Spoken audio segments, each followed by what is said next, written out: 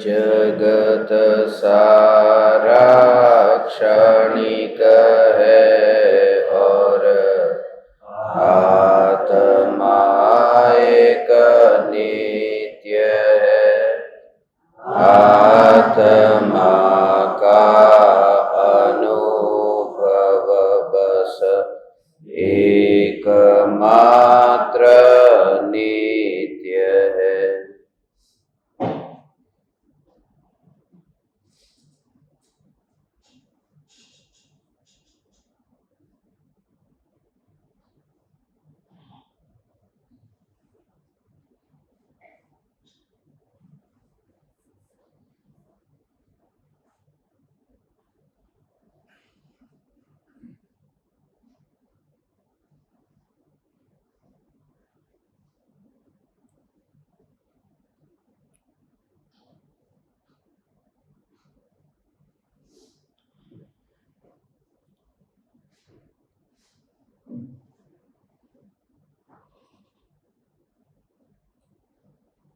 चैतन्य स्वभावी भगवान आत्मा अनादि अनंत शुद्ध चैतन्य मात्र है। ज्ञान मात्र है।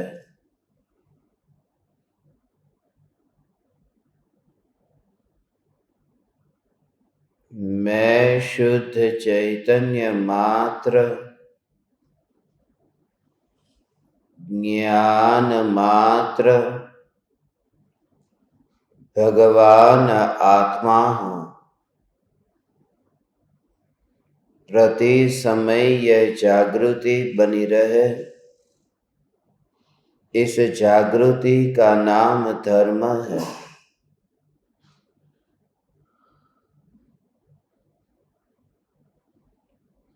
देह और देह की समस्त क्रियाएं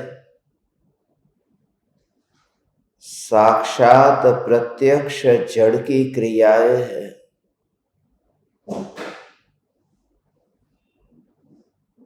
उस देह की क्रिया के साथ सिद्ध परमात्मा का कोई संबंध नहीं है। ऐसा मैं सिद्ध परमात्मा इस देह में रहकर भी देह में नहीं हूं। बहिर्मुखी दृष्टि से ये भ्रम पैदा होता है कि मैं देह में हूं, मगर अंतर में ज्ञान का अनुभव होते ही देह के परमाणु अनुभव में नहीं आते।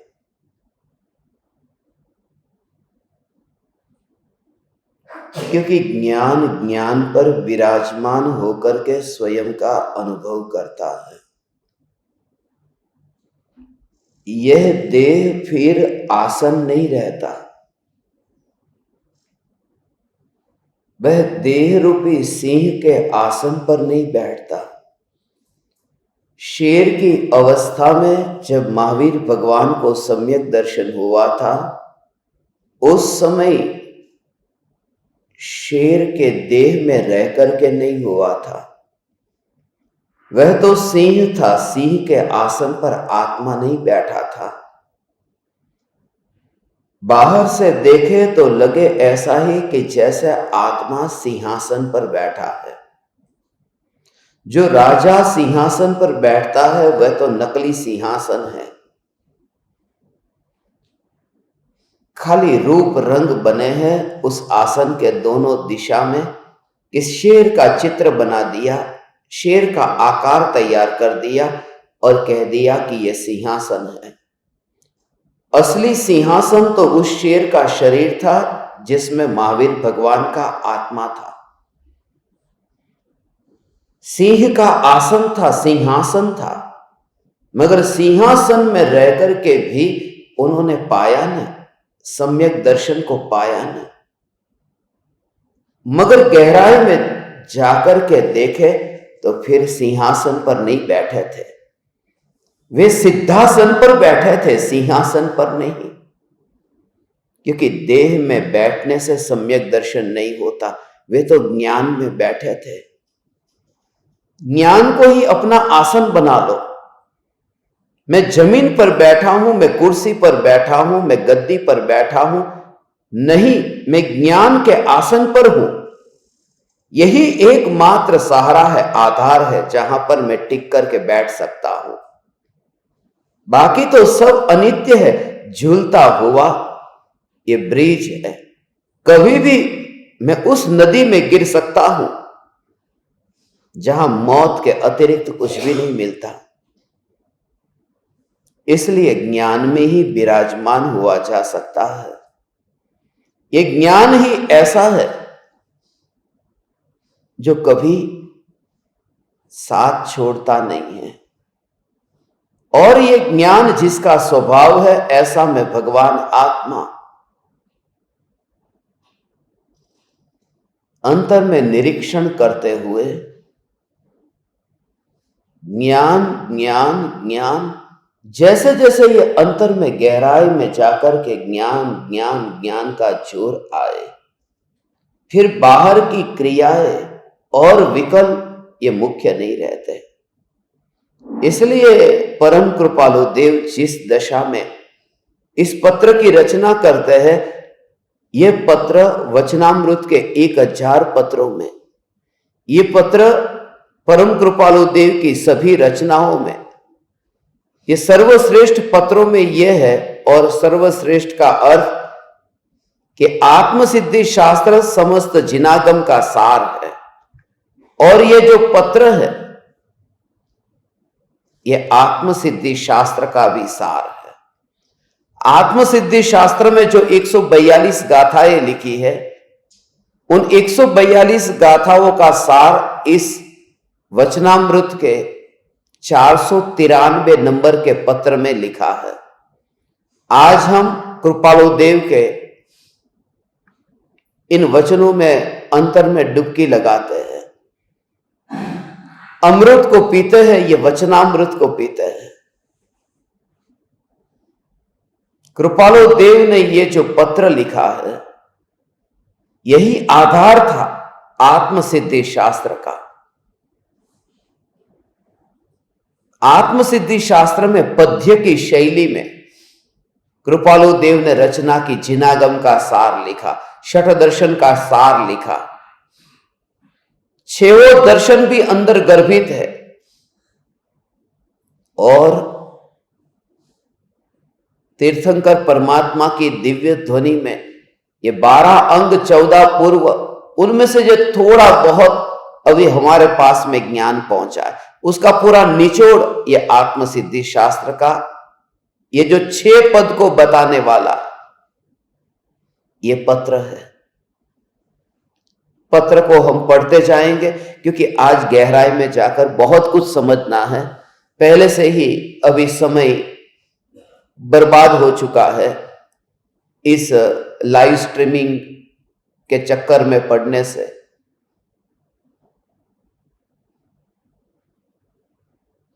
छोटा सा गांव है, इंटरनेट की सुविधा का कोई ठिकाना नहीं है।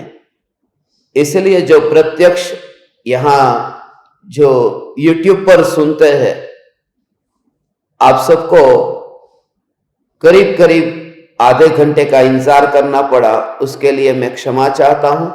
अभी इस पत्र को हम पढ़ करके उन वचनों के रहस्य को समझते हैं।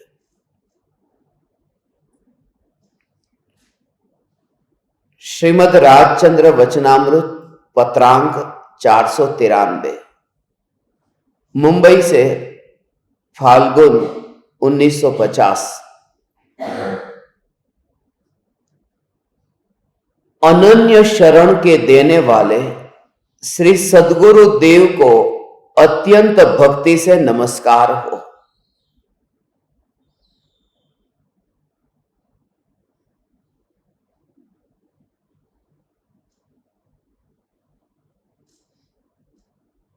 शरण लेना तो चाहता है शिष्य, मगर शरण देने वाला तो चाहिए ना।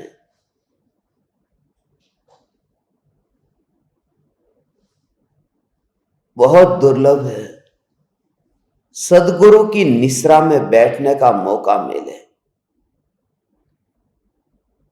कड़ी धूप में जैसे कोई व्यक्ति गर्मी में ऐसा सीखा जा रहा हो और वहां से फिर वो खोज करता हो कि कोई ऐसा पेड़ मिल जाए जिसकी छाया में मैं बैठ सकूं, जिसकी निश्रा में मैं बैठ सकूं। मगर पेड़ भी तो मिलना चाहिए। पेड़ मिलता है तो इतना ऊंचा मिलता है खजूर की तरह। कबीर ने कहा है ना, बड़ा हुआ तो क्या हुआ जैसे पेड़ खजूर। खजूर की तरह नीचे छाया ही नहीं आती, फल भी बहुत दूर है। ऐसा वृक्ष तो चाहिए जिसकी निश्रा में बैठ सके, और वही सदगुरु है। सदगुरु अर्थात कि जो तुम्हें सीढ़ी देता है, और सीढ़ी तुम्हें देता है इतना ही नहीं, ऐसी सीढ़ी तुम तक पहुंचाता है कि जो तुम तक पहुंच सके, तुम ऊपर से देखते न रहो। आचार्य देवों ने भी सीढ़ी दी है, तीर्थंकर परमात्मा ने भी सीढ़ी दी है, मगर कभी कभी लगता है कि यह सीढ़ी बहुत ऊंची है, और जो सीढ़ी हम तक न पहुंच सके, उस सीढ़ी के ऊपर चढ़ करके लक्ष्य तक कैसे पहुंचो। सीढ़ी ही मेरे तक नहीं पहुंच रही। वे तो सीढ़ी को दे रहे हैं, और वे सदगुरु है, वे परम कृपालु देव और गुरुदेव है। आचार्य देव की सीढ़ी भी हम तक नहीं पहुंच पाती है, इसलिए क्योंकि उनकी दशा अलौकिक है। वे तो वन विहारी है।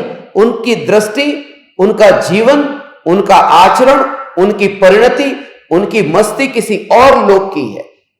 इसलिए ऐसा कोई महापुरुष जो घर में रहता हो, पत्नी के साथ रहता हो, बच्चों के साथ रहता हो, जो व्यापार आदि करता हो, जिसे वस्त्र के सहित रह करके भी दिगंबर अनुभूति हुई हो, ऐसा महापुरुष जब कोई सीढ़ी हम तक देता है, और वह सीढ़ी हम तक पहुंचती है, क्योंकि मैचिंग होता है, क्योंकि वो सब समझता है कि घर में रह करके कैसी परिस्थिति आती है, और उस परिस्थिति में अब इन्हें कौन से उपदेश की जरूरत है। जो खुद अनुभव करता है, खुद बैठता है, परिवारजनों के साथ में, भाई के साथ में, बेटी के साथ में, जो व्यापारियों के साथ में बैठता है, धन गिनता है, लेता देता है, वह समझ सकता है कि दूसरे जीवों पर क्या उसकी हालत, उसकी क्या होगी। करोड़पति जो बाहर निकलता ही नहीं है, वह क्या जाने कि वहां उस गरीब के घर पर क्या है। उसको विचार भी नहीं आता, वो कल्पना से बाहर है। गुजराती में कहते हैं, गरीबोना कुबामा तेलનું ટીપું છે દોહલ્યું। ગરીબોના કુબામાં તેલનું ટીપું છે દોહલ્યું, અને અમીરોની કબર ઉપર ઘીના દીવા થાય છે। गरीब के घर में, उसकी झोपड़ी में घी की बूंद भी नहीं है, और अमीरों की कब्र पर घी के दिए होते हैं। वह अमीर यह सोच नहीं सकता कि गरीब की हालत क्या है। गरीब के बारे में तो वह जाने जो उस गरीबी से गुजरा है। परम कृपालु देव हमारे हृदय को पहचानते हैं, वो अनन्य शरण देते हैं, क्योंकि हमारी स्थिति जानते हैं। हम सब जिस झुंड में रहते हैं, जिस भीड़ में रहते हैं, जिस माहौल में रहते हैं, कृपालु देव उस हिसाब से हमें यह बोध देते हैं, इसलिए पूरी तरह से मेल खाता है। यही तो कारण है, मैं आत्मसिद्धि पर जब बोलता हूं, यही तो कहता हूं, इस पृथ्वी पर जितने बड़े धर्म जो अभी माने जाते हैं, उसमें ईसाई और मुस्लिम है, और वो जिनको सबसे अधिक मानते हैं गुरु के रूप में, वे ऐसे थे जो गृहस्थ थे। जीसस क्राइस्ट को मानते हैं, वो बिल्कुल साधारण पुरुष थे, राजपुत्र नहीं थे, क्योंकि मैचिंग नहीं होता है। एक राजा का बेटा, और हम तो यहां पर लकड़हारा था। जीसस तो लकड़ियों को काटने का काम था उसके माता पिता का, बेचते थे।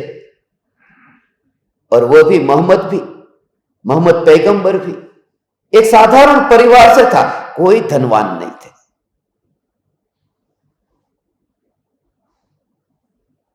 एक छोटा सा व्यापारी था, ये दोनों ही ऐसे थे। और आज पूरी दुनिया में उनको देखो, जीसस जीसस, मोहम्मद पैगंबर, क्योंकि उन्होंने जो कुछ भी कहा, यह बात अलग है कि उन्होंने मांस, उन्होंने शराब, जीसस ने जो कहा, मगर उन्होंने जिनको गुरु के रूप में मानते हैं उनका वेवलेंथ जो है उनके साथ में मैच होता है। वो गृहस्थ जो है, गृहस्थ को उपदेश देने के लिए गृहस्थ की बहुत जरूरत है। और इस वजह से ही आज हमने जो प्रयोग प्रारंभ किए हैं उसके पीछे कारण है। महाराज साहब तुम्हारे साथ में भोजनशाला में बैठ करके साथ में कैसे भेद ज्ञान करना ये सिखाने कभी नहीं आएंगे। साधु थोड़ी आएंगे वहां पर हाथ में माइक लेकर के तुम्हें बताएंगे थाली में रोटी है उसका। वो गृहस्थ, कोई गृहस्थ ही मिल सकता है। हम घूमेंगे, हम रास्ते पर चलेंगे, साथ में बैठेंगे।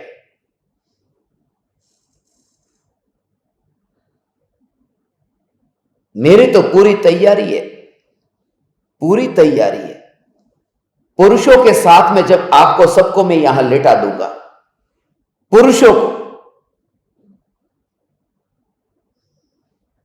और तुम्हें कहूंगा करो, अब तुम उसमें भी प्रयोग करो। हमें साथ में रहना है, साथ में जीना है, साथ में यहां पर जीवन जीना है, मगर वो एकांत को साथ में रह करके एकांत में जाना। अभी जरूरी है कोई पीछे से बोलने वाला हो, रोटी यहां जाती हो मगर आवाज पीछे से आती हो, सावधान। और वो फिर कहां से आवाज आती है वो पता नहीं, वो सावधान हो जाता है। आप देखते हो जब सैनिक को कहते हैं सावधान विश्राम, वो ये देखता है आगे से आई पीछे से आई कहां से सुनाई दी, बस सावधान। ये जरूरी है, इसी के बल पर वो दृढ़ता आएगी।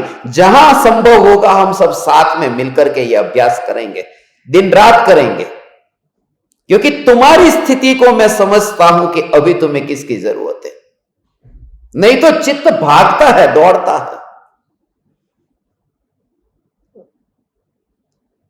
रहना चाहिए वहां पर। कृपालु देव अनन्य, 2 दिन पहले कहा था ना, अनन्यतम, अनन्यतम। सदगुरु को नमस्कार करके,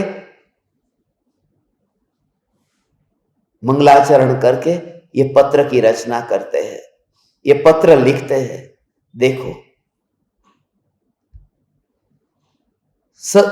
अनन्य शरण देने वाले श्री सदगुरु देव को अत्यंत भक्ति से नमस्कार हो। मेरी तो कोई पात्रता ही नहीं थी कि उनके नीचे, उनके चरणों में भी बैठने की, चरणों में बैठने को मिला। मैं धन्य भागी। अहो भाव से भरो, कृपालु देव के सामने जब हाथ जोड़ो ने, तब ये हाथ जोड़ते समय कि मेरी कोई पात्रता नहीं थी, मैं तो पापी, मगर आपने मुझे पापी न कह के परमात्मा कहा। हे गुरुदेव, मैं तो पापी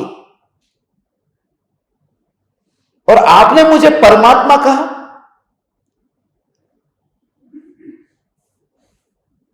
ये कोई ऑब्जेक्शन नहीं उठाया। ये कृपालु देव की करुणा, कितनी करुणा है। ये कनेक्शन, ये कृपालु देव का, ये जीवंत महापुरुष,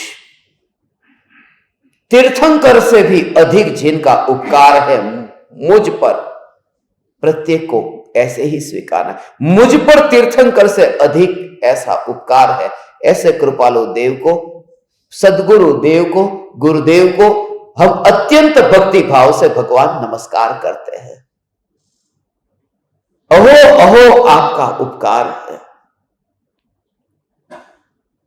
कि जिन्होंने मुझे देह के रूप में नहीं देखा है, जिन्होंने मुझे विकल्प के रूप में नहीं देखा है, जिन्होंने ये नहीं देखा कि पापी आया है। पापी आया है ये बात ही नहीं है, बस परमात्मा है, परमात्मा है। एक व्यक्ति, एक दृष्टि, एक पल का वह चमत्कार। मैंने कहा ना दादाजी के जीवन की घटना, अब वो तो वहां पर कितने पाप करके गए हैं। कौन सा पाप अपने जीवन में उन्होंने नहीं किया, पापी है, मगर गुरुदेव के चरणों में जाते ही, गुरुदेव के सामने जाते ही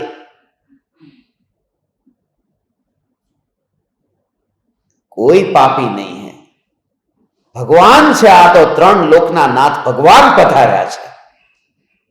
ये जो शरण देना, और एक महापुरुष की शरण से, एक पल की संगति से फिर परंपरा कैसे चलती है, ऐसी ही परंपरा। इसलिए ये सब सदगुरु को, मैं ज्ञान दीपकों से ये कहता हूं, सदगुरु आए तो समस्त ज्ञानी गुरु लेना, कोई एक में नहीं अटकना। यहां कृपालु देव ने किसी का नाम नहीं लिखा, यह विशेषता है। कृपालु देव की यह विशेषता है, नाम नहीं लिखते। सदगुरु को नमस्कार। ओहो ओहो श्री सदगुरु करुणा सिंधु अपार, जे स्वरूप समझा विना पाम्यो दुखो न समझाव्यो ते पद्ममु। श्री सदगुरु भगवत। कौन भगवत? सदगुरु भगवत।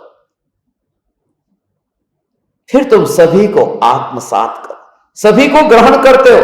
तुम्हारा ऐसा अहोभाव कि सभी के लिए, प्रत्येक ज्ञान दीपक ऐसा विराट दृष्टि वाला है। उसकी छाती इतनी बड़ी है कि उसके एक कोने में गुरुदेव भी समाते हैं, एक कोने में कृपालु देव भी समाते हैं, बहन श्री बेन भी समाते हैं, सौगानी जी भी समाते हैं। उसके एक कोने में महावीर भी समाते हैं, सिमंदर भी समाते हैं, कुंद कुंद भी समाते हैं, अमृतचंद्र भी समाते हैं। उसके कोने में, कोने कोने में ज्ञानियों का वास है। उसकी छाती बहुत बड़ी है।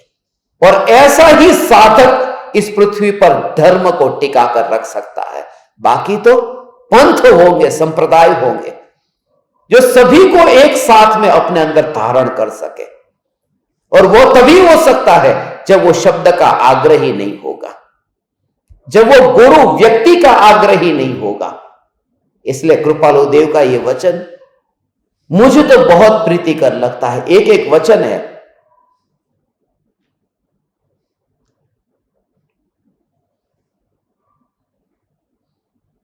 ये किसी कारण से, ये इंटरनेट की वजह से ये देरी हो गई। ये और बड़ा पत्र था मगर देरी हो गई। इस पत्र को समझने के लिए ऐसे विधि हम पढ़ते तो कैसे पढ़ते, और कृपालु देव को समझना है, उसे पढ़ो। जिन्होंने शुद्ध आत्म स्वरूप को पा लिया है, ऐसे ज्ञानी पुरुषों ने नीचे कहे हुए 6 पदों को सम्यक दर्शन के निवास का सर्वोत्कृष्ट स्थानक कहा है।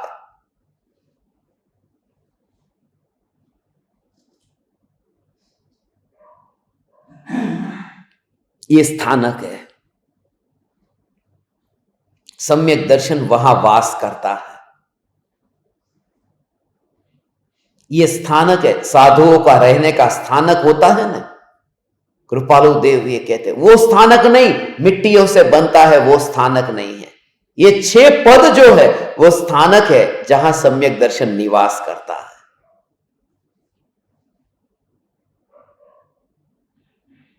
शब्द कैसा है और हमने उसका अर्थ क्या ले लिया। 4 और दीवार बना दी और उसको ही कह दिया ये स्थानक बन गया।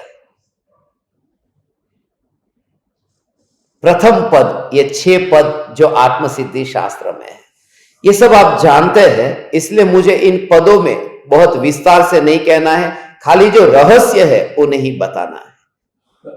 देखो, पहला पद,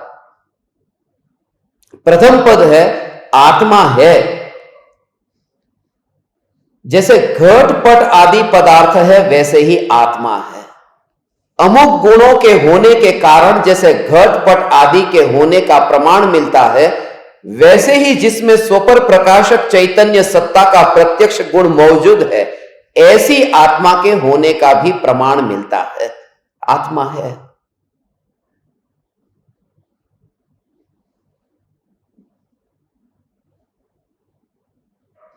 ये घटपट, ये दृष्टांत दिया है कृपालु देव ने। ये दृष्टांत का एक प्रयोजन है। ये घट और पट, ये दोनों को क्यों लिया? घटपट आदि जान तू तेथी तेने मान। और शास्त्र में भी, पुराने ग्रंथों में घटपट का दृष्टांत आता है। 1000 साल पुराने शास्त्रों में भी ये पुद्गल में और कोई पुद्गल नहीं था, ये घटपट ही था। एक तो ये मूल कारण कि उसका प्रास बैठता है।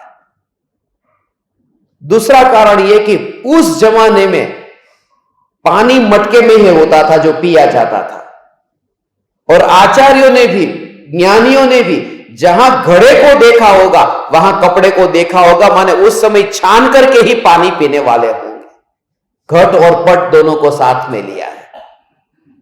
घड़े को लेके जाते थे कुएं में, कुएं के पास में, और वहां से पानी भर के लाते थे कपड़े से छान करके।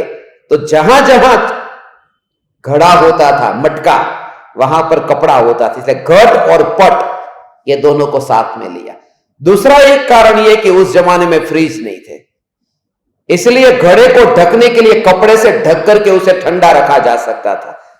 तो घट भी होता था और पट भी होता था, मगर घट और पट के आवरण में होने पर भी अंदर जो पानी है उसका स्वभाव घट से भी अलग है और पट से भी अलग है। तो घड़ा है मिट्टी का और उसके ऊपर पट है, मगर पानी अंदर है वो निर्मल है। तो चैतन्य है वो आत्मा है, ये देह है वो मिट्टी है, और उस घड़े के ऊपर ये कपड़ा है जो हमने पहना है सफेद। घट और पट, ये घड़ा, ये कहते हैं देह तो मिट्टी है, ये मिट्टी के ऊपर कपड़ा हमने ऐसे रखा है, मगर अंदर जो चैतन्य निर्मल जल है उसका ना घट के साथ संबंध है न पट के साथ संबंध है। ये पूरा चलता फिरता घड़ा, कुएं से ऐसा ही ऐसा ही ऐसा ही ऐसा ही दृश्य मैं बचपन में देखता था। जब गांव में से यहां पर पानी दूर दूर से हैंडपंप से भर के आते, कुएं में से भर के आते थे दूर से, तो सिर के ऊपर या नदी में से बहता हुआ पानी, पीने का पानी नदी में से लाते, घड़ा लेके जाए और उसके ऊपर कपड़ा भी है, ऐसा ही लगता था। पूरा ऐसे घड़े को देखता। स्कूल से आया हूं और उस समय यह विचार आता, क्योंकि स्कूल का हमारा ड्रेस भी सफेद रंग का शर्ट था ऊपर का, तो ऐसे ही लगता कि सफेद कपड़ा है, वहां सफेद कपड़ा, यहां, वहां भी मिट्टी है, यहां भी मिट्टी है। उस समय तो तीसरी कक्षा में पढ़ता था, मगर वो घड़ा लेके जब आते तब ये विचार ऐसा आता, घट पट का। तब से ये अंदर में ऐसा बैठ गया है, घट और पट का। ये मिट्टी के ऊपर ऐसा कपड़ा रखते हैं ऐसा, ये, और वो घड़ा चल रहा है, वो आकाश में जैसे चलता है ऐसे ही ये घड़ा भी चलता है, बिना किसी के चलाए अपने आप ये घड़ा चलता है। फिर तो विचार ऐसा, फिर तो गुरुदेव का प्रवचन सुनते सुनते सुनते इतना बल मिलता है कि ये देह, ये घट और पट जैसे है ऐसे ही चैतन्य परमात्मा है। ये चैतन्य का अस्तित्व ऐसा है जैसे ये बाहर से दिखाई देता है घड़े को, और ऐसे ही ये दोनों की जरूरत है अंतिम घड़ी तक जहां पर गया। इसलिए स्मशान में भी ये दो चीज तो चाहिए ही चाहिए, एक मटकी चाहिए और एक कफन चाहिए। वहां पर भी घड़े और कपड़े के बिना काम नहीं चलेगा, घट और पट वहां भी चाहिए। जन्म से लेकर के मरण तक, जन्म जब हुआ था तब भी घड़ा चाहिए। हम मिट्टी का घड़ा जब शेक करो तो नीचे माटी हुई पात्र राखी बधु करे। जन्म हुआ हो, डिलीवरी हुई, तब से वो घड़े का लेकर के घनी वक्त अहियां शेक करवो तो एने माटी अंदर पेट ऊपर राखी शेक करे। ये बचपन से लेकर जन्म से मरण तक ये मिट्टी पीछा नहीं छोड़ती, क्योंकि मिट्टी के लिए मिट्टी चाहिए।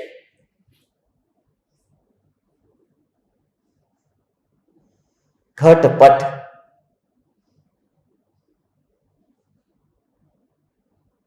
आगे देखो, घटपट आदि पदार्थ है वैसे ही आत्मा भी है। अमुक गुणों के होने के कारण घटपट आदि के होने का प्रमाण मिलता है। वैसे ही जिसमें स्वपर प्रकाशक चैतन्य सत्ता, ये स्वपर प्रकाशक चैतन्य सत्ता का प्रत्यक्ष लक्षण मौजूद है। ये क्या प्रमाण है कि सामने सफेद रंग दिखता है, ये कपड़ा है। ऐसे ही स्वपर प्रकाशक चैतन्य सत्ता मौजूद है।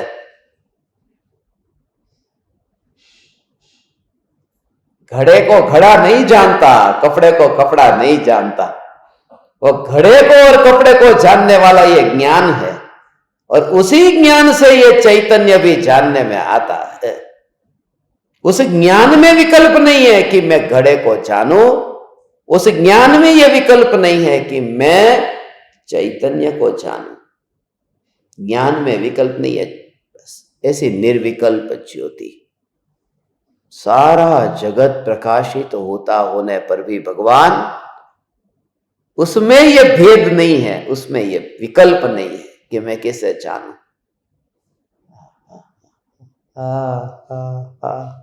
उसी आंख से अपने को जानना है।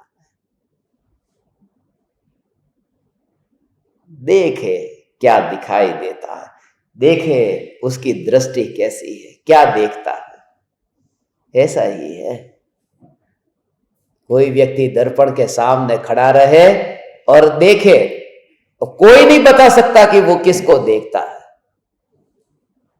कोई कहे कि दर्पण को देखता है, अगर वो कहता है मैं दर्पण को नहीं देखता, मैं तो अपनी आंखों को ही देखता। दर्पण के सामने खड़ा है, वो दर्पण पराया है, आंखें अपनी हैं। पराया जब दिखाई देता है, ऐसा लगता है, तब भी ज्ञानी की दृष्टि में ज्ञान है जो प्रत्यक्ष सामने दिखाई देता है। वहां तो आंख वहां पर है न, ऐसा देखता है। ज्ञान का तो यहां अनुभव होता है। ये साक्षात ज्ञान अनुभव में आया, वो वस्तु के पास में जाए और वो वस्तु अनुभव में आए, ऐसा नहीं है। यहां पर ही ज्ञान अनुभव में आता है। ऐसा भगवान, ये ज्ञान से आत्मा की पहचान है। दूसरा पद है आत्मा नित्य है। ये पहले है, उसके बाद नित्य है। किसी भी मत का नाम नहीं लिया इसमें कि चार्वाक मानता है कि आत्मा नहीं है, उसको मैं झूठा कहता हूं, कुछ भी बात नहीं, इसलिए हम भी उसको छेड़ते नहीं। जो कृपालु देव ने कहा है, जिस भाव से उस भाव से समझते हैं। दूसरा पद, आत्मा नित्य है। घटपट आदि पदार्थ अमुक काल में ही रहते हैं, आत्मा त्रिकालवर्ती है।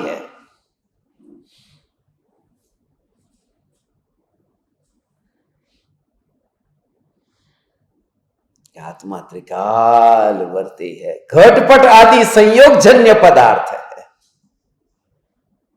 आत्मा स्वाभाविक पदार्थ है, क्योंकि उसकी उत्पत्ति के लिए कोई भी संयोग अनुभव में नहीं आता। ओ संयोगजन्य पदार्थ है, ये दिखाई देता है ना। घट और पट का संयोगजन्य माने यहां मिट्टी का परमाणु, ये मिट्टी का परमाणु, मिट्टी के परमाणु अलग अलग है ना, बेर बिखेर होती है। फिर उसमें डाला पानी, फिर उसको आग में रखा, फिर ये गर्म किया, फिर उसको सेका तो वो कच्चा घड़ा पक्का हुआ। ये तो मिलावट से बना हुआ, ऐसा दिखाई देता है ना ये मिश्रण। फिर ये कपड़ा बना तो उसमें भी सीधा और टेढ़ा, એને શું કહેવાય ઓલો વાણો ને તાણો, બસ આ વણકર હોય એટલે ખબર હોય। વાણો ને તાણો, આમ વણે ને कपड़ा ने, बुनते हैं ना कपड़े को, झूला होता है ना, वो कपड़े को बुनता है। कबीर का यही तो काम था, कपड़ा बनता था। वाणो ने ताणो,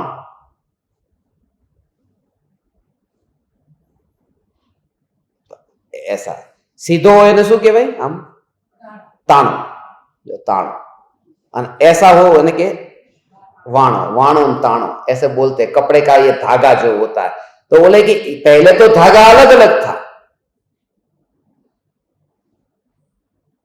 अब ये मिलकर के कपड़ा बना है। तो ऐसे ही यहां पर मकान बना तो ईंटों से, सीमेंट से, पत्थर से, वो ईंटें बनी तो भी परमाणुओं से। यहां पर जो कुछ भी दिखाई देता है, अब शरीर ही बना तो माता पिता से, संयोग से बनता है ये जो कुछ भी दिखाई देता है। मगर आत्मा का ऐसा कुछ प्रमाण नहीं मिलता है जो किससे मिलके बना, इसलिए आत्मा नित्य है। ऐसा नित्य ध्रुव चैतन्य परमात्मा, और जो किसी से बनता है उसकी डेफिनेशन होती है, उसको डिफाइन किया जाता है। आत्मा को डिफाइन नहीं किया जाता। हाइड्रोजन और ऑक्सीजन इज इक्वल टू पानी, H2O।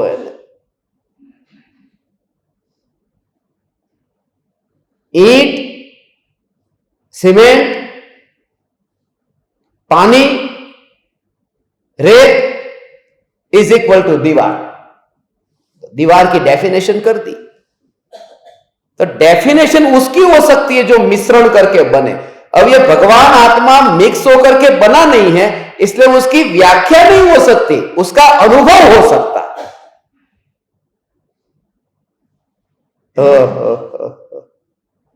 ये चैतन्य परमात्मा घटपट आदि संयोग जन्य पदार्थ है, ये मिलके बने हैं ने। और जो मिलकर के बनता है वो फिर बैर बिखेर होता है, इसलिए तो शरीर बिखर जाता है, इसलिए तो मटका फूट जाता है, इसलिए तो कपड़ा फट जाता है, इसलिए तो दीवार गिर जाती है। जो बना है वो मिटता है, और आत्मा बना नहीं है इसलिए मिटता नहीं है। ऐसा मैं नित्य हूं। और अज्ञानी का पूरा प्रयास क्या रहता है जिंदगी भर का, कि बने मगर मिटे नहीं। घर बन गया, अब ये गिरे नहीं। सोने के गहने बन गए, अब ये गिरे मिटे नहीं। ये शरीर बन गया, अब ये मिटे नहीं। पूरी जिंदगी उसमें जाती है कि ये मिटे नहीं, मिटे नहीं, मिटे नहीं। ज्ञानी कहते तुझे नहीं मिटाना है ना, तेरा भाव ये है ना, तो उसमें अपनापन कर जो वैसे भी नहीं मिटता है।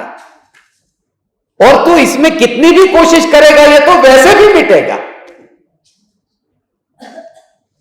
इसलिए अब कोशिश बंद। घर को गिरते हुए रोकने नहीं जाता, खुद घर में से बाहर निकल करके अनुभव करता है उसका जो मिटता ही नहीं है। ऐसा चैतन्य चैतन्य चैतन्य चैतन्य चैतन्य न्यायक न्यायक न्यायक। मेरा निर्माण नहीं हुआ है, निर्माण नहीं हुआ तो विध्वंस भी कहां होगा। ये सोने का महल बनाना तो बिखरेगा ने, यहां तो निर्माण नहीं हुआ। मैं सिद्ध हूं, सिद्ध का मैन्युफैक्चरिंग नहीं होता है, मैं सिद्ध हूं। तो लिखी होती है ना डेट सब जगह, अपने मैन्युफैक्चरिंग डेट ने, एक्सपायर डेट, यहां पर मैन्युफैक्चरिंग डेट है ना। ये सब मसाले के पीछे में पड़ा था ना, आप सबने देखा अपने अपने घर में मसालों को? नहीं देखा हो तो देख लेना, अभी भी कहता हूं। कुछ निकला तो होगा, ढेर सारा निकला होगा, यदि पढ़ना आता होगा तो। एक्सपायर डेट वाला मसाला 10-10 साल पुराना, 9-9 साल पुराना, मैंने लोगों के घर में से निकाला है। मिर्ची के पैकेट निकाले और दिखाया तो मिर्ची लगी।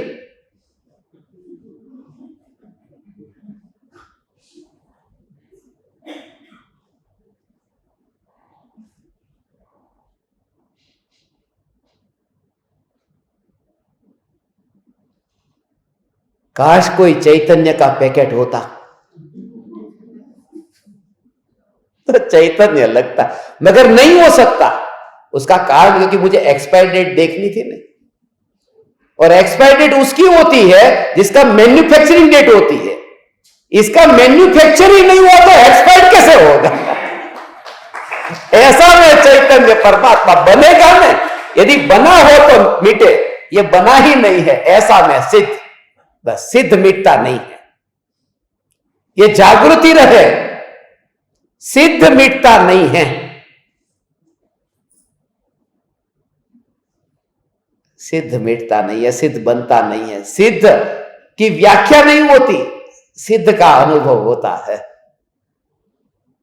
ऐसा ही अनंत केवली परमात्मा यदि पूछे कौन तो रात को सपने में आकर के,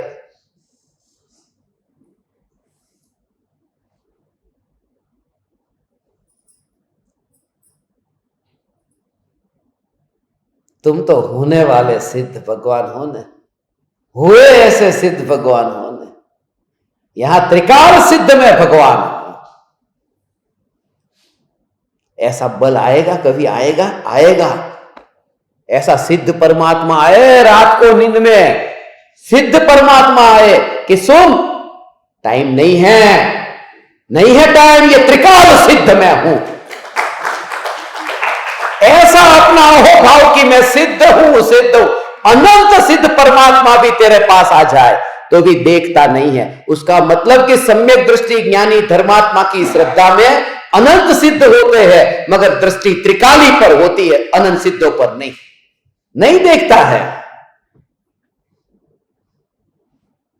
हम सिद्धों की नहीं सुनते तो तुम तो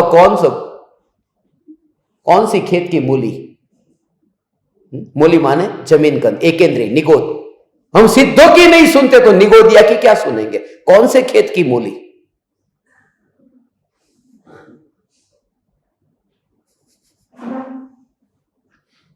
मैं तो निज परमात्मा न्यायक की सुनता हूं। अब तो मैं न्यायक की सुनता हूं। ये कहता है कि तू अनंत सिद्धों से महान है, अब भक्ति करने के लिए ऐसा ऐसा करने का भाव। ये खमासना आजे तो કેટલા बैठक उठ बैठक करी है, दंड ने बैठक બધું થઈ ગયું છે आज तो। कितने खमासना है और कर्म को बस हम परसेवो पड़ो, गर्मिया पंखा पंखा चालू हो नहीं, परसेवाना रेगाड़े रेगाड़ा અને સમજે નિર્જરા થઈ। કર્મોની નિર્જરા અહીંયા કહે છે કે કર્મોની નિર્જરાની વાત હું કરતો જ નથી, હું સિદ્ધ છું, મારે બંધ નથી। ऐसा रोज रोज करेगा तो ये व्यवहार खत्म नहीं हो जाएगा। ये व्यवहार का क्या होगा कि ये जो बोल रहा हूं ये व्यवहार है। अभी ये निश्चय चालू नहीं हुआ, निश्चय तो चालू होता तो ये बोलना भी बंद हो जाता। मैं थोड़ी व्यवहार का मना करता हूं, मगर हमारा व्यवहार कुछ अलग प्रकार का है, अपन का भी स्टाइल है व्यवहार का। हमारा व्यवहार तो यह है कि मैं सिद्ध परमात्मा विकल्प को नहीं छूता, ऐसा सिद्ध हूं। अनंत सिद्धों की जो नहीं सुनता, दरवाजे बंद रखता है। रात को 2 बजे कोई दरवाजा खटखटाए, अरे अनंत सिद्ध खटखटाए तो भी खोलता नहीं। अनंत सिद्ध परमात्मा कृपालु देव के इन वचनों को, हां, ये जिनको सुनना उनको सुनने दो, नहीं सुनना है उनको जाने दो। ये मस्ती, आज ये मस्ती करेंगे बस, आज तो छोड़ेंगे नहीं। ये पूरा पत्र लेना है ने, बैठे घर में बैठा छे ने, कोई किसी दूसरे के घर में बैठे हो तो सोचना पड़े कि कब जाएंगे, कब अब निकलना पड़ेगा। उनके घर पे बैठे, अपन अपने ही घर में बैठे, चिंता किस बात की? अपने घर माने ये चैतन्य के घर में बैठे हैं, ये आध्यात्मिक साधना केंद्र में नहीं, चैतन्य के घर में बैठे। ओ ओ ओ ओ ओ चलता रहेगा ये, मैं चैतन्य के घर में बैठा हूं भगवान।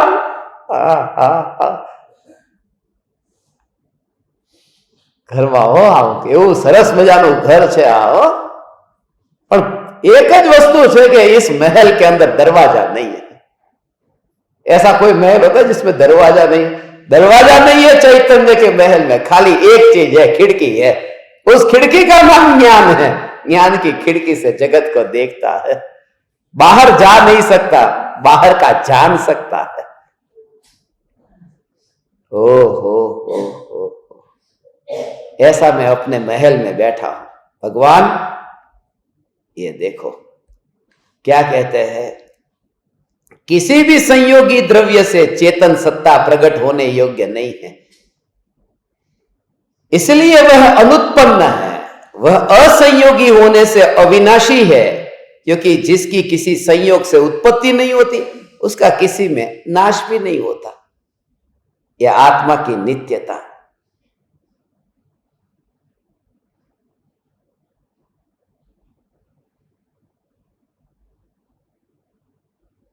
100 करोड़ वर्षों के बाद में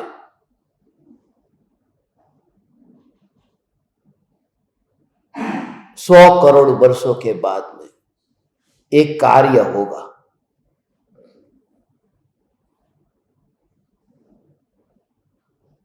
पहले तो 100 करोड़ वर्ष जीऊंगा कि नहीं, यही पहला डाउट जाता है। कार्य होगा, एक अद्भुत कार्य होगा। उस कार्य का नाम है जानना।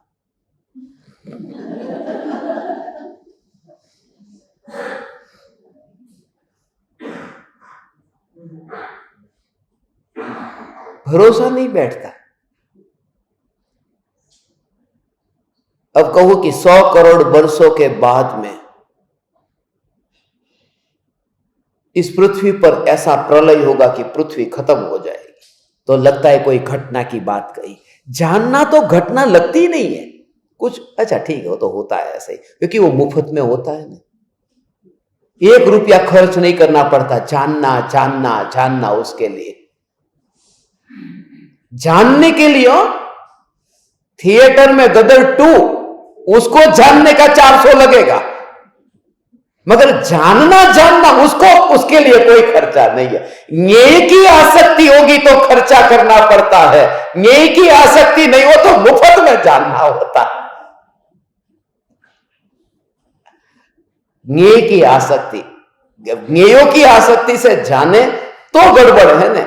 अब किसी स्त्री को ऐसे ही न्याय उसकी आसक्ति के साथ में ऐसे ऐसे ऐसे, ऐसे जाने तो पिटाई भी होगी। वो 400 रुपये तो सस्ते हैं इस पिटाई की तुलना में। तो पर का जो न्याय है, न्याय की आसक्ति के साथ जानना, वो खतरनाक है। जानना तो स्वभाव है, ये जानना जानना जानना जानना ये स्वभाव है, उसमें रस लेकर के नहीं जानता। ऐसा में भगवान आत्मा, तीसरा पद, आत्मा करता है। किसका करता है? कि सब पदार्थ अर्थ क्रिया से संपन्न है, सभी पदार्थों में कुछ न कुछ क्रिया सहित परिणाम देखने में आता है। आत्मा भी क्रिया संपन्न है। क्रिया संपन्न होने के कारण वह करता है। श्री जीन भगवान ने इस कर्तापने का 3 प्रकार से विवेचन किया है। परमार्थ से आत्मा स्वभाव परिणति से निज स्वरूप का करता है। अनुपचरित, अनुभव में आने योग्य विशेष संबंध सहित व्यवहार से आत्मा द्रव्य कर्म का करता है। और उपचार से आत्मा घर नगर आदि का करता है। अनुपचरित माने नजदीक का, उपचरित माने दूर का। जिसके साथ में उपचार करना पड़े वो दूर का है, जिसके साथ में उपचार न करना पड़े वो नजदीक का है। तो शरीर होता है ना, शरीर को अनुपचरित कहते हैं। अनुपचरित माने नजदीक का।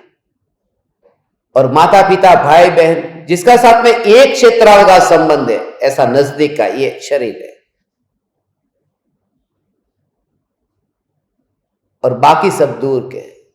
अब मेहमान घर पे आते तो पूछते थे आप क्या चाय लेंगे, तो ये उपचार करते हैं, माने उपचरित। कभी शरीर को पूछा क्या चाय लेगा क्या, वो करने की जरूरत नहीं, इसलिए अनुपचरित, जिसके साथ उपचार नहीं करना पड़ता। क्रिया तो होती है मगर यह व्यवहार इस प्रकार का नहीं होता। कभी विकल्प ही नहीं आता, उनको बोलता है आइए आइए पधारिए, बैठिए बैठिए। अब तुम अंदर में ताला खोला घर का, अंदर गए, आइए आइए आइए बैठिए बैठिए, ऐसा कभी करना विकल्प ही नहीं आता। करेंगे तो लोग कहेंगे पागल है,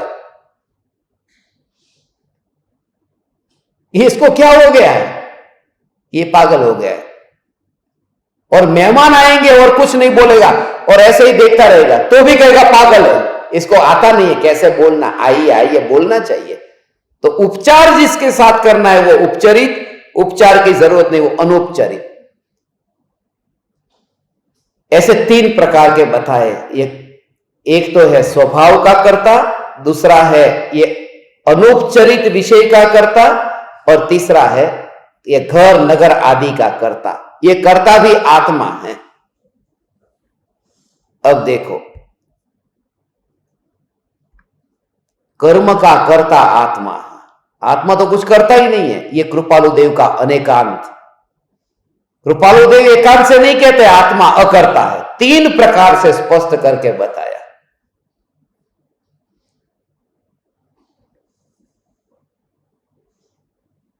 आत्मा स्वभाव का करता है। जानना जानना जो हो रहा है उसका कर्ता कौन? उसका कर्ता आत्मा। वो क्रिया का कर्ता आत्मा। वो इसके लिए कि क्रिया का कर्ता आत्मा को नहीं कहेंगे तो कोई और आकर के उसका कर्ता बन जाएगा।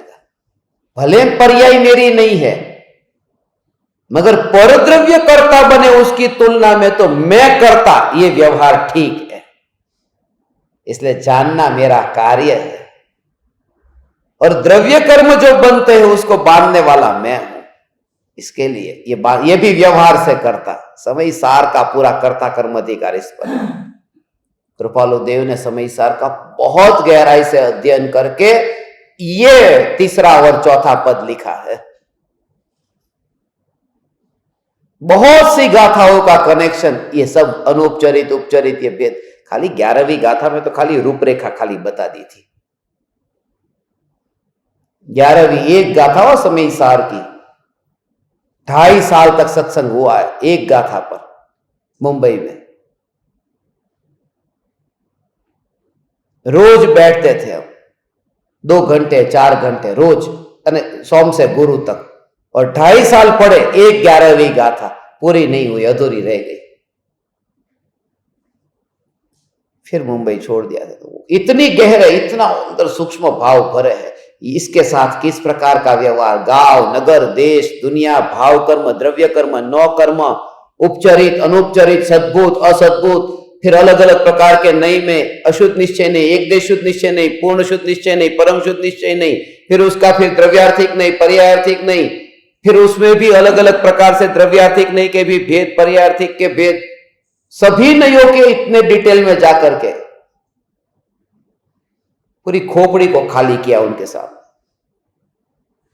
और उनकी खोपड़ी में डाला, और चैतन्य तत्व जो है वो अधूरा रह गया।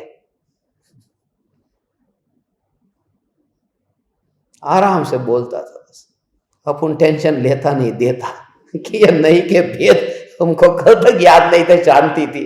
आज ये सब भेद प्रभेद, कौन से नहीं से आत्मा शुद्ध है, कौन से नहीं से अशुद्ध है, वो गाथा पहुंचे ही नहीं जो स्वभाव की गाथा थी कि मैं तो स्वभाव से शुद्ध हूं, बस किसी नई से शुद्ध नहीं हूं। वो तो हो आत्मा करता है, फिर आत्मा भोगता है कर्मों को। कैसा है कि जो जो कुछ क्रियाएं होती है वे सब किसी प्रयोजन पूर्वक ही होती है, निरर्थक नहीं होती है। ये भोक्ता वाला फल मिलता है, जो किया उसका फल मिलता है। ये देखो जो कुछ क्रिया जाता है, जो कुछ किया जाता है उसका फल अवश्य भोगने में आता है। यह प्रत्यक्ष अनुभव है। जिस तरह विष खाने से विष का फल, जहर खाया तो उसका फल मिलता है ना, मिश्री खाने से मिश्री का फल, शक्कर खाई तो डायबिटीज होता है, ये फल, वो मजा का फल नहीं कहता, जो असली फल की बात है।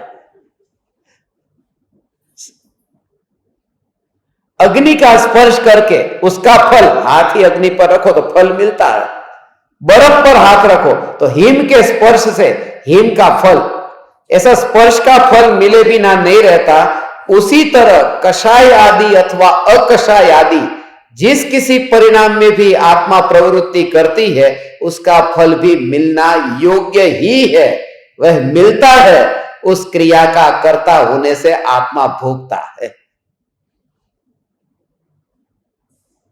उसने ही किया इसलिए उसने ही भोगा, इस अपेक्षा से आत्मा नित्य है। पर्याय से बिल्कुल अलग कहे न तो क्या हो जाएगा, इसका भाव समझो कि ये आत्मा, ये पर्याय, ये पर्याय, ये पर्याय, ये पर्याय, ये पर्याय, और आत्मा क्या है कि ये पर्याय से जुदा है कि हाँ ये जुदा है। ये आत्मा इन सभी पर्यायों से बिल्कुल जुदा है, कोई संबंध नहीं है, कोई संबंध नहीं। यहां यहां यहां यहां, तो यहां पर मनुष्य भव है और यहां इतना पाप किया है, फिर नरक में फिर उसका फल भोगा। तो ये पर्याय तो अलग अलग है ना। तो पाप करने वाला कोई और था और उसका फल भोगने वाला और, जिसने पाप किया ही नहीं वो भोगता है। नारकी नारकी भोगता है जिसने बांधा नहीं था, और मनुष्य ने बांधा था, उसने कुछ भोगा नहीं, उसने जलसा किया। इसलिए कहा कि ये मनुष्य और नारकी ये आत्मा की पर्याय है, माने वही आत्मा बांधता है, वही आत्मा भोगता है। इस अपेक्षा से पर्याय आत्मा की होती है। यह अपेक्षा सहित यह वर्णन है। एकांत से कहते कि पर्याय आत्मा की है नहीं, तो करने वाली अलग हुई और भोगने वाली अलग हुई। यह तो है कि वो पर्याय पर दृष्टि करेगा तो विकल्प होता है, इसलिए ध्रुव पर दृष्टि कर, इसलिए पर्याय से न्यारा हूं।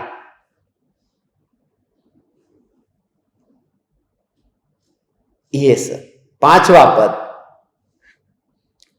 ये मोक्ष पद है पांचवा। ये कृपालु देव ने पांचवा पद मोक्ष पद, मोक्ष तो बाद में प्रकट होता है, पहले पांचवा लिया। कृपालु देव का जो क्रम बताने का है ना, उसमें भी रहस्य है। पहले मोक्ष लिया, फिर मोक्ष का उपाय। कि मोक्ष का उपाय उसकी बात बाद में करना, जब कोई कहे कि यह कर्म से छूटने का उपाय है और मोक्ष मिलेगा, मगर मोक्ष है ये सत्ता तो सिद्ध हो, जाने की बात बाद में।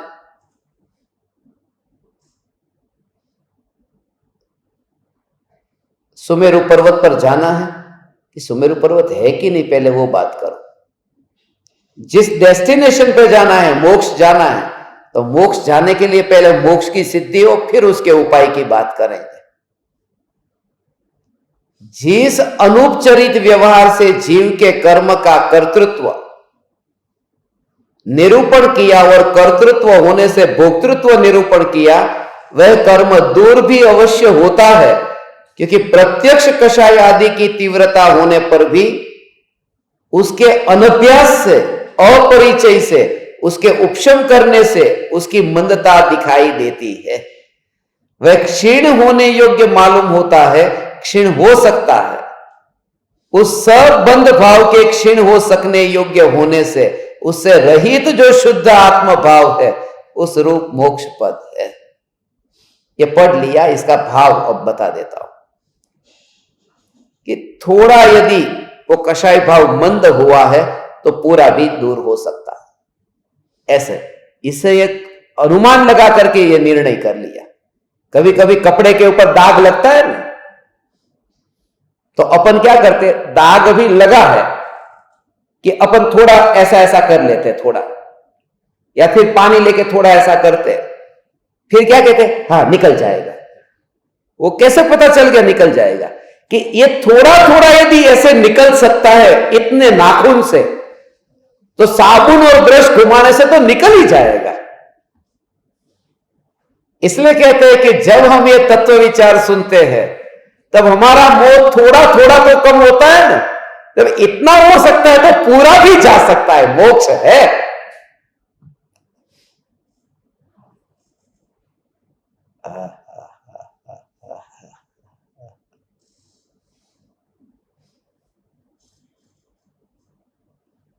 ये उससे थोड़ा थोड़ा थोड़ा थोड़ा थोड़ा ऐसा करके फिर पूर्ण पद की प्राप्ति है, मोक्ष है।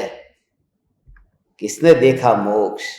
अरे जब आत्मा को देखा तो आत्मा का स्वरूप ऐसा देखा, जो त्रिकाल मोक्ष, क्षणिक मोक्ष नहीं, त्रिकाल मोक्ष। छठा पद कहते हैं उस मोक्ष का उपाय है। यदि क्वचित ऐसा हो कि हमेशा कर्मों का बंध ही हुआ करे, तो उसकी निवृत्ति कभी भी नहीं हो सकती। परंतु कर्मबंध से विपरीत स्वभाव वाले ज्ञान, दर्शन, समाधि, वैराग्य, भक्ति आदि प्रत्यक्ष साधन प्रत्यक्ष है।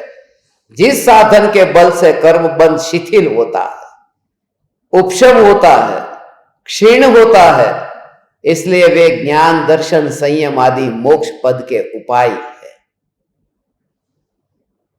सीधी बात है कि जिन कारणों से बंद हुआ था उससे विपरीत काम करो। कि बंद हुआ था मिथ्या दर्शन ज्ञान चारित्र से, तो मोक्ष का मार्ग है वो सम्यक दर्शन ज्ञान चारित्र। श्री ज्ञानी पुरुषों द्वारा सम्यक दर्शन के मुख्य निवासभूत कहे हुए इन 6 पदों को यहां संक्षेप में कहा है। समीप मुक्तिगामी जीव को स्वाभाविक विचार में ये पद प्रामाणिक होने योग्य है, परम निश्चय रूप जानने योग्य है, उसकी आत्मा में उनका संपूर्ण रूप से विस्तार सहित विवेक होना योग्य है। ये 6 पद संदेह रहित है, ऐसा परम पुरुष ने निरूपण किया है। पूरा सार, पूरे समस्त दर्शनों का सार। इसलिए तो यह आत्मसिद्धि शास्त्र, ऐसा भाव सब पूरा अंदर में आ गया।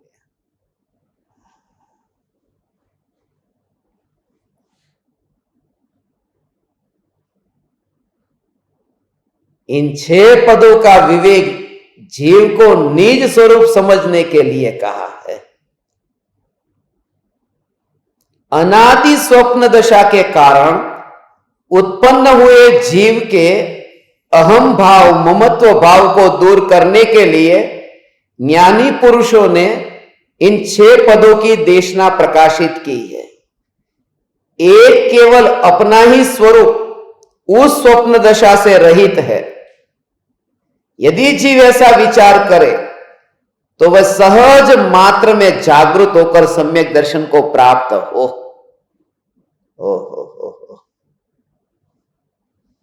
ये जितना भी है ये सब सपना है। एक स्वरूप है जो जागृत है, बाकी सब सो रहा है। तुरंत अंदर वो मेरी बात नहीं, मेरी बात नहीं, ऐसा हो।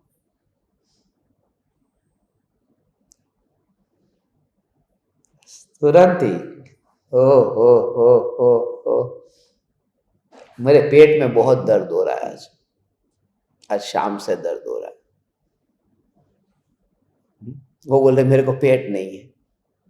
अरे हमारा दर्द हो रहा है, उसका क्या?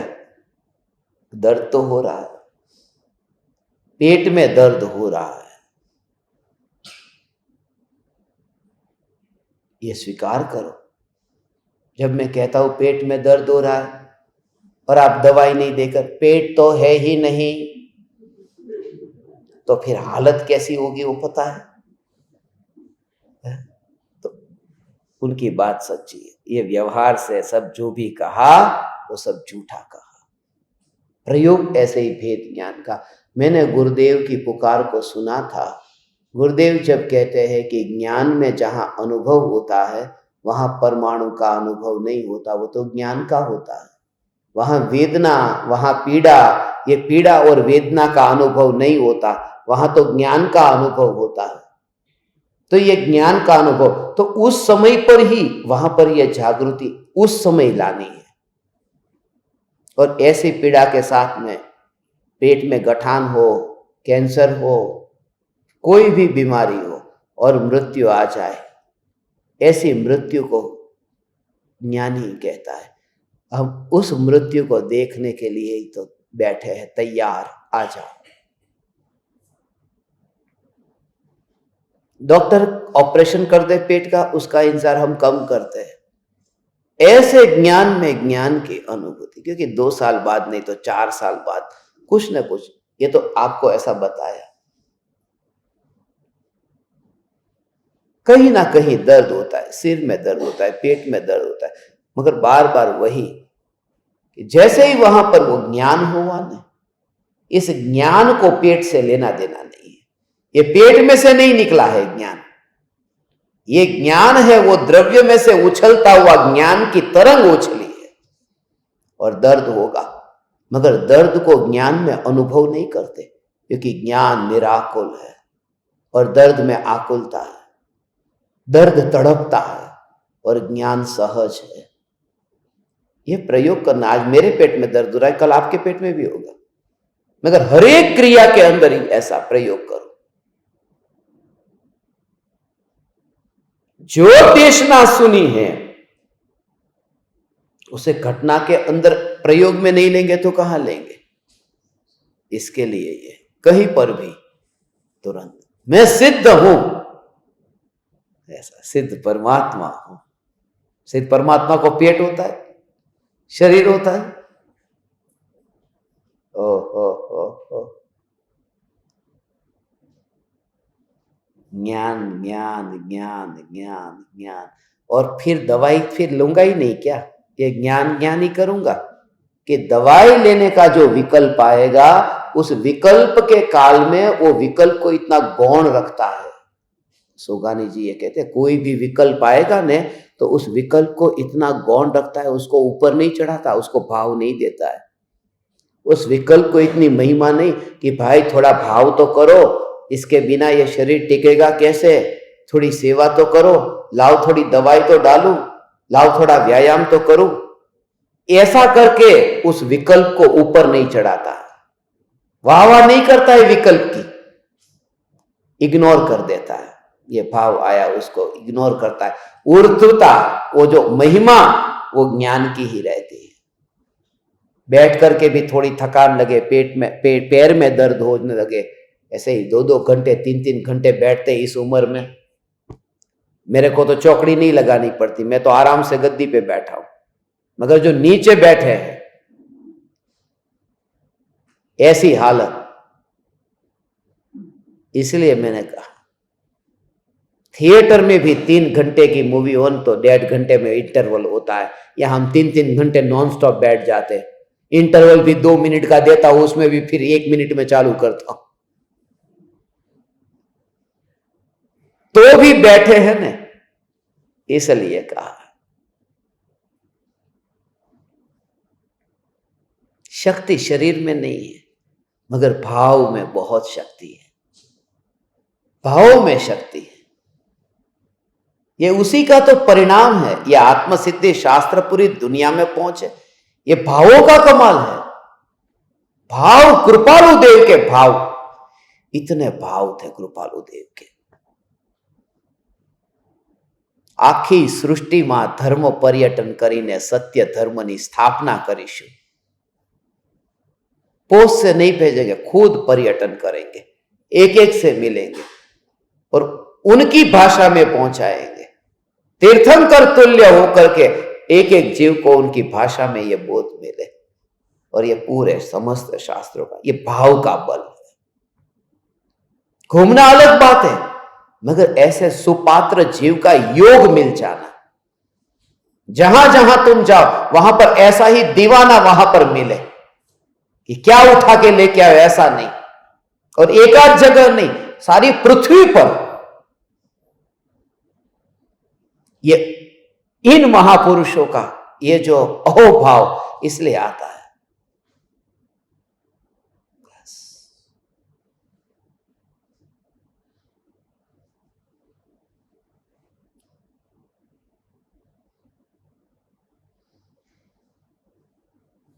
इसलिए ये सहारा का रण आया है। एक मैंने कहा आत्मसिद्धि शास्त्र मिशन सहारा का रण है। मैं कहा मुनि होने निकला था और बीच में ये रेगिस्तान आ गया, सहारा का रेगिस्तान। इसमें से बाहर निकलना है, ये बाहर निकलना है। मगर कृपालु देव का ऐसा सपना जो था,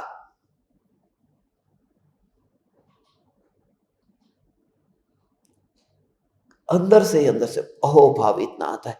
कोई कहे थकान नहीं लगती, एक फ्लाइट में ऐसे बैठ के आऊं तो कमर दर्द होने लगती है। अमेरिका से 18 घंटे 20-20 घंटे विमान में कंटिन्यूस बैठना पड़े ना, तो ऐसा। अभी आज अमेरिका से आया, फिर ऑस्ट्रेलिया चला गया, ऑस्ट्रेलिया से आया, फिर यूरोप चला गया, पूरी कमर ऐसी हो जाती है। और फिर खड़े रहो, बैठे रहो, खड़े रहो, एयरपोर्ट पे खड़े रहो, कतारों में खड़े रहो, ऐसा करके। और इन सबके साथ साथ में ना खाने पीने का ठिकाना, ना जैन भोजन का ठिकाना, मगर एक ही इस महापुरुष का ऐसा अहोभाव कि कृपालु देव की वजह से भगवान अंदर ही अंदर, ऐसा अंदर से अंदर, हे परम कृपालु देव, आपकी भावना थी ना कि इस पृथ्वी पर धर्म पर्यटन करके ये सत्य धर्म माने बिना किसी आग्रह का, बिना किसी पंथ का, बिना किसी वेश, कोई भी आग्रह नहीं, कोई भी भेदभाव नहीं, ये धर्म पहुंचे, ये सुरक्षित।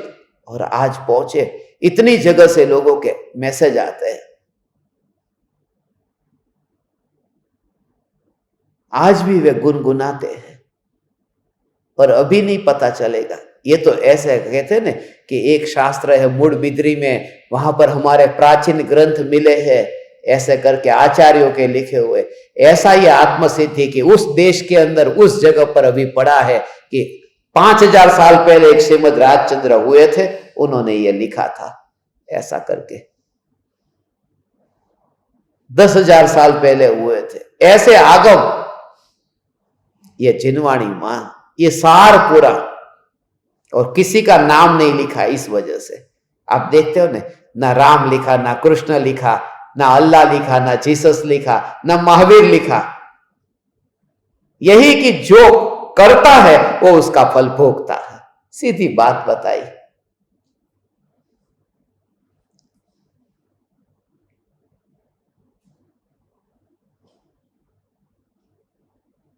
बड़े बड़े करोड़पति भी विचार करते हैं, इसलिए मैं लोगों की नजर में चढ़ गया हूं। पैसे कहां से आते? जहां पर भी जाता हूं लोग पूछते इतने पैसे कहां से निकालते हो, कौन सी कमाई करते हो? रोज रोज रोज हजारों विमान में जाना, पैसे कहां से आते? पहले ही पूछते हैं। और जितने जितने ऐसे पूरा इतना बड़ा बंच लेकर के निकलना, पूरा पासपोर्ट का, मेरा बैग पूरा इतना वजन, इतना लेके पासपोर्ट लेके निकलना पड़ता है।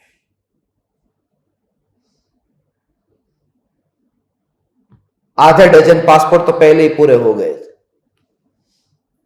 सिक्के लग लग लग करके।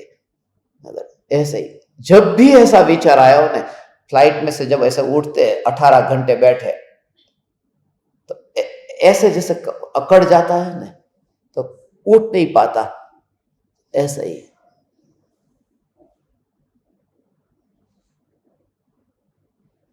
तो पहला भाव वही आता है। स्वरूप जो है ना, वो 117वीं गाथा सब जगह लेती है। शुद्ध बुद्ध चैतन्य घन सॉलिड होकर के बैठ गया, हिलता नहीं है, ये मूवमेंट नहीं करता, ये घन हो गया। ऐसा पहला भाव। ये सब पैसेंजर चले जाते हैं, तब फिर ऐसा ऐसा करके फिर थोड़ा शरीर हिलता है 18 घंटे। मगर कृपालु देव के जो ये वचन है, वही विचार में चलते। एयर होस्टेस कहती है चलो भाई बाहर निकलो। मगर भावना, बहुत भावना है, भावना, ये भावना की बात करता हूं। भाव भाया है तो होगा, इसलिए ये भाव भाया है, ये भाव भाया है।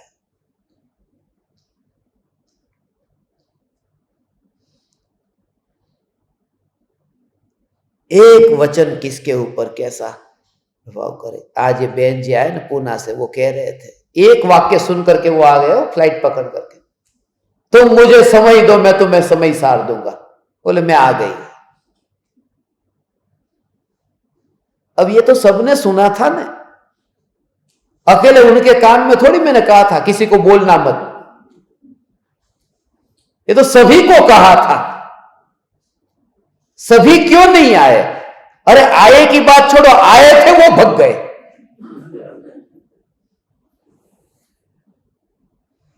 जिनको जाना पड़ा,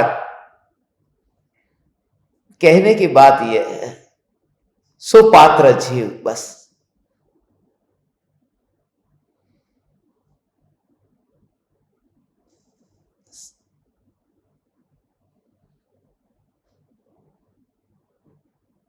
तुम अपना काम करो, मैं एक अपना काम करूंगा। तुमने अपनी श्रद्धा में मुझे स्थान दिया है, तो मैं तुम्हारी श्रद्धा में सिद्धों का स्थान दूंगा। वो सिद्ध यहां श्रद्धा में आएंगे। इतना किया है ना, अब वो भी होगा। श्रद्धा के बिना तो ऐसा, श्रद्धा के बिना तो छूटना होगा ही नहीं।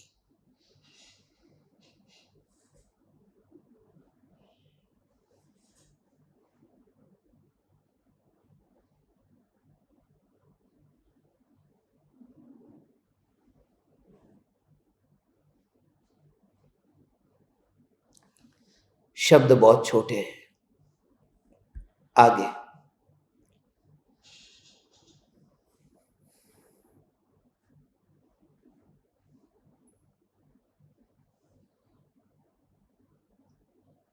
सम्यक दर्शन को प्राप्त होकर जीव निज स्वभाव रूप मोक्ष को प्राप्त करे, उसे किसी विनाशी, अशुद्ध और अन्य भाव में हर्ष, शोक और संयोग उत्पन्न न। यह अन्य भाव में ही हर्ष हो सकता है, अन्य भाव में, क्योंकि जो अनन्य है उसमें तो हर्ष शोक कुछ भी नहीं है। अन्य भाव में हर्ष शोक संयोग ये सब उत्पन्न हो, उस विचार से निज स्वरूप में ही निरंतर शुद्धता, संपूर्णता, अविनाशीपना, अत्यंत आनंदपना उसके अनुभव में आता है।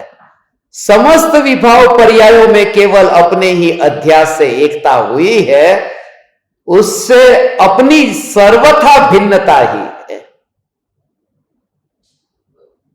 ये किसने किया? ये सभी पर्यायों में एकता, वो कोई नहीं खींचता है। मैं क्या करूं, ये पर्याय इतनी सुंदर थी इसलिए अपनापन हो गया। मिथ्यात्व में नहीं हुआ मगर सम्यक दर्शन में हो गया। सम्यक दर्शन में नहीं हुआ, केवल ज्ञान में हो गया। बोले नहीं, वो तेरे पुरुषार्थ की कमजोरी के कारण कोई पर्याय तुझे नहीं कहती। सबसे पहले विभाव की, उससे अपनी सर्वथा भिन्नता है, यह उसे स्पष्ट प्रत्यक्ष, अत्यंत प्रत्यक्ष, अपरोक्ष अनुभव होता है। स्पष्ट प्रत्यक्ष, अत्यंत प्रत्यक्ष, अपरोक्ष अनुभव होता है। कितने प्रकार से कृपालु देव ने कहा, यह वादा है।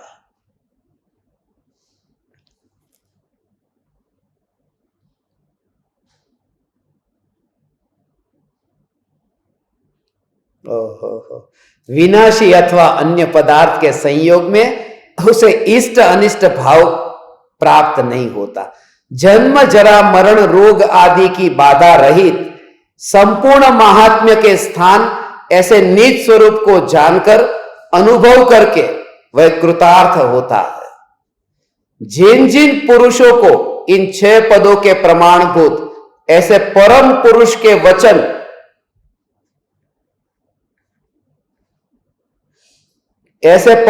के वचन से आत्मा का निश्चय हुआ है,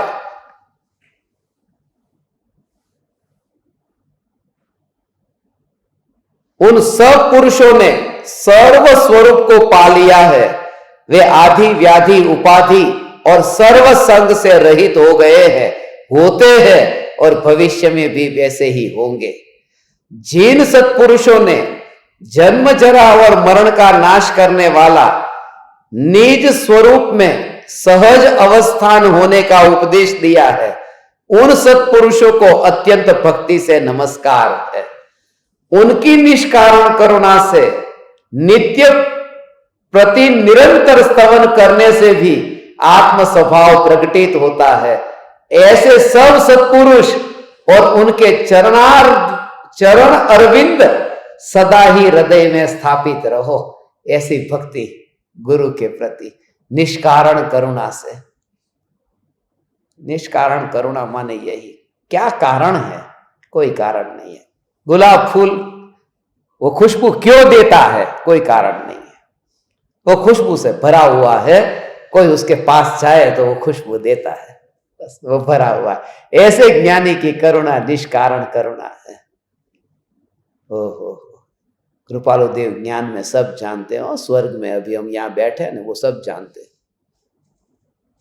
ये पत्र का वांचन हो रहा है, ये तो उनके वचन, जिसके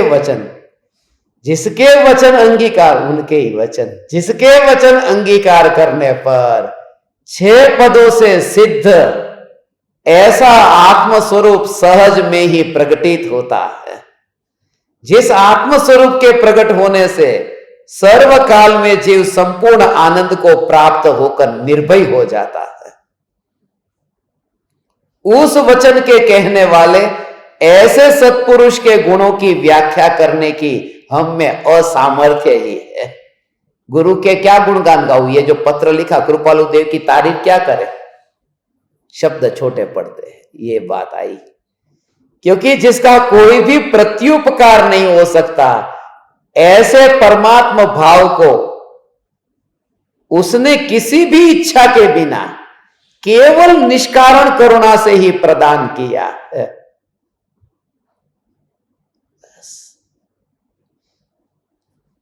वही बात होता नहीं। मुझे बार बार जयपुर याद आता है। ये जब निष्कारण करुणा की बात आती है ना, जयपुर का वो प्याव, जिस प्याव में पानी पिलाते हैं, वो झोपड़ी होती है, झोपड़ी में से झोपड़ी होती है जगह जगह पर, और वहां से फिर वो अंदर कोई होता है, वो पानी पिलाता है। वो एक रखते हैं, नल जैसा रहता है उसके अंदर, वो ऐसा हिला करते हैं टेढ़ा, उसमें से पानी आता है, तो वो अंदर रहता है। जैसे किसी का हाथ वहां पर गया कि वो डालते हैं, और फिर हाथ हटा दिया, क्योंकि उनको चेहरा नहीं दिखता, वो हाथ दिखता है कि वो पानी ऐसा करते हैं। और जिसने पिलाया है उसका चेहरा भी नहीं दिखता इसको, उसको खाली ये वो जग ही दिखता है, किटली जैसा, कि उसमें वो पानी डाला है। माने ऐसा कि अब उस व्यक्ति को इसे पानी पिलाकर इससे क्या लेना है, जिसका चेहरा तक नहीं देखा, न पिलाने वाले ने देखा न पीने वाले ने देखा, एक दूसरे का चेहरा नहीं देखा। ऐसे ही कृपालु देव ने हमारे लिए लिखा, जिन्होंने हमको नहीं देखा, और हमने उनसे ये लिया, हमने उनको नहीं देखा। ऐसी जिनकी निष्कारण करुणा है, वो क्या लेना चाहेंगे हमसे भगवान? ये सदगुरु का लक्षण है।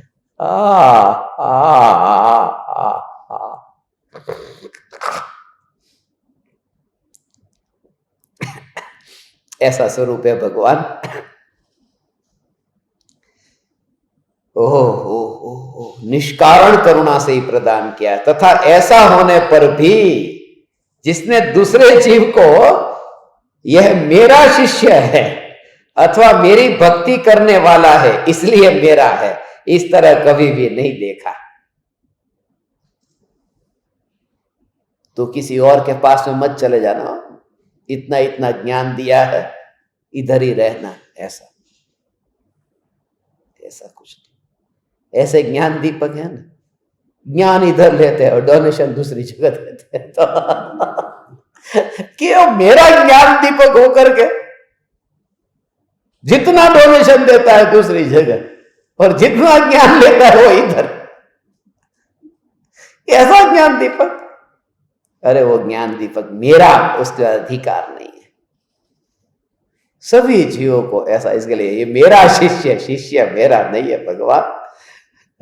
भगवान को शिष्य बनाकर कहा मैं भटकूंगा नरक में, भगवान को शिष्य बनाते हैं क्या? ये तीन लोग का नाथ कोई है, ये सिद्ध भगवान है ना, मेरे 4 शिष्य है। वो कौन से मालूम है? कहाँ है? सिद्ध शिला पर है, वो मेरे शिष्य है।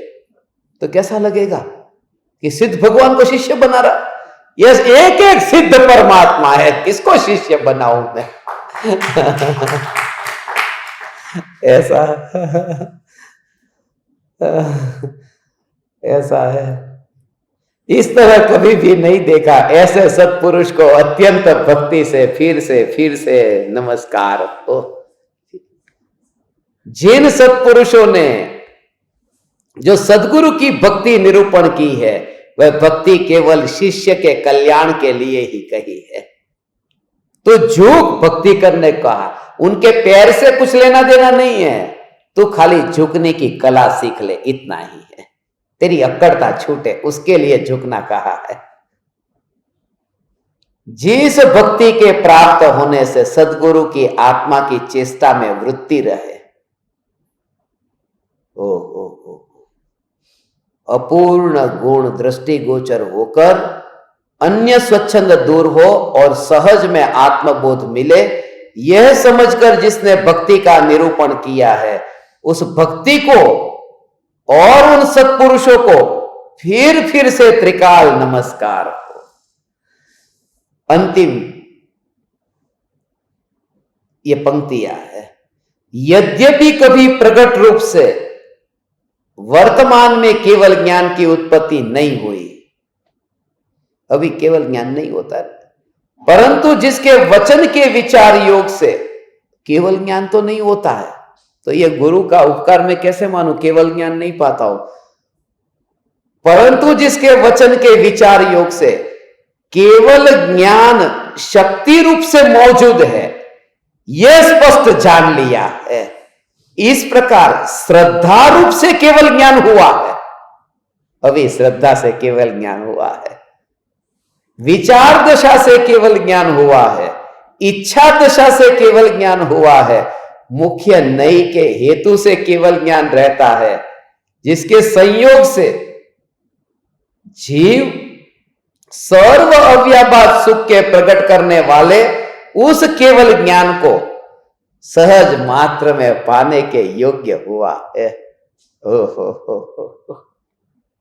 फिर वहां पर टाइम नहीं लगता, बस पूरा निर्णय हो गया ने।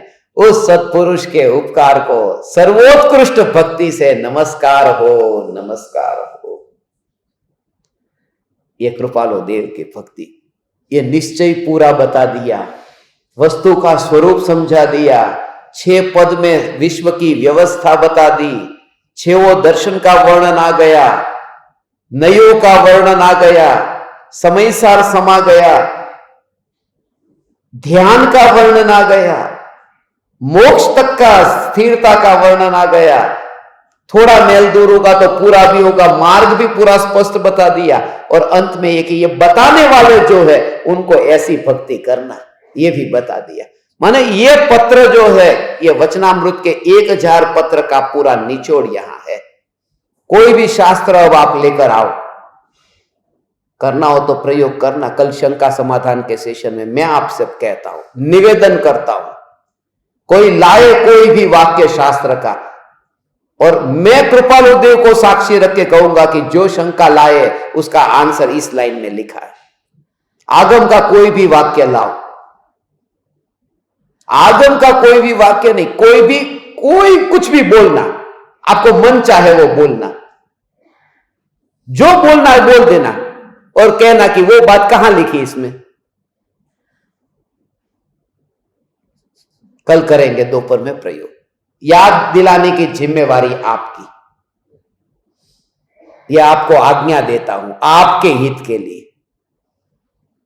कल ये प्रयोग करेंगे, आज तो बहुत समय हो गया, पहले से ही ज्यादा हो गया था, पत्र भी बड़ा था,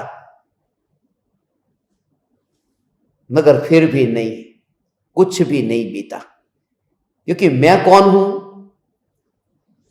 सिद्ध, बस मैं कौन हूं? सिद्ध। और मेरे गुरु कौन? मेरे गुरु कौन? बस बात ही नहीं, क्या बात करते हो, सिद्ध और उसका गुरु। इस प्रकार से भक्ति भाव से भर करके, झुक करके कृपालु देव के, बस उनको छोड़ना भी पड़ेगा ना। अब तुम्हें वो इतनी उड़ान भरनी है, जाना है तुम्हें पूरी दुनिया में, तो मां के चरणों में ऐसा पैर दबाया, मां के चरणों में बैठा, तो बैठा ने, अब फिर उनकी साड़ी पकड़ के रखो कि मैं तो मां को छोड़ूंगा नहीं, तो होगा ही नहीं वो। तो पहले नमस्कार करके बहुत आशीर्वाद मांग लिया, फिर जब निकला तब कोई मां नहीं है, बस खत्म। नहीं तो रोना पड़े रोज रोज, क्या रोटलीનું શાક કોણ બનાવીને આપશે હવાર હવારમાં?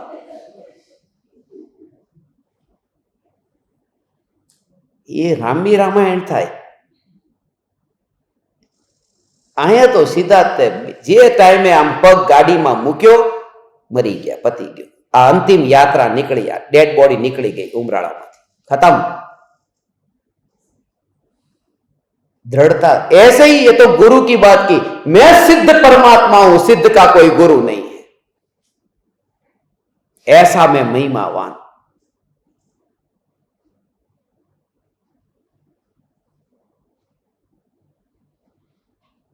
तुम्हारा कोई गुरु नहीं, मगर ये बोध जब तुम किसी को दोगे तब तुम्हारे भी शिष्य बनेंगे न, तो तुम तो किसी के गुरु बनोगे, तुम्हारा चलो कोई गुरु नहीं, वो गुदगुदी होती। दूसरों को गुरु बनाने में मजा नहीं आता, खुद गुरु बनने का मौका मिलता है ना। नहीं, सिद्ध किसी का गुरु नहीं होता, सिद्ध का कोई शिष्य नहीं होता। ऐसा मैं स्वयं सिद्ध चैतन्य चैतन्य चैतन्य। 19 तारीख को 10/19 को यह पत्र पूर्ण हुआ।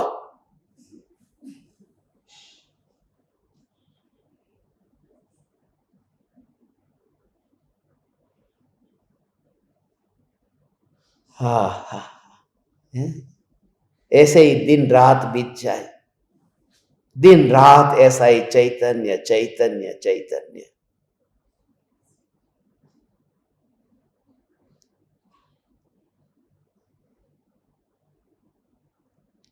बैठ सकोगे दिन रात? बैठना आप, मैं कैसेट लगा दूंगा। क्योंकि मैं कितना बोलो भी एक साथ में, इसके लिए बोल दिया गया। मगर आप बैठना, तत्व विचार करना।